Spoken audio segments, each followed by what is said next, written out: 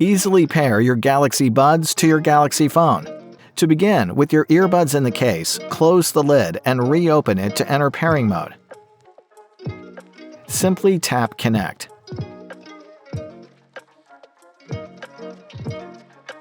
If you're not immediately prompted to connect, open the Wearable app.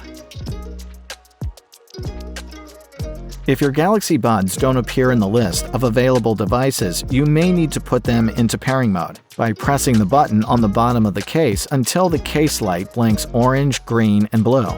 Tap on your buds when they appear in the list of available devices. And tap Pair to accept the Bluetooth pairing request. You'll need to review and agree to the terms and allow the requested permissions. Next, step through helpful information about your buds. Your buds will then finish setting up and connect to your device.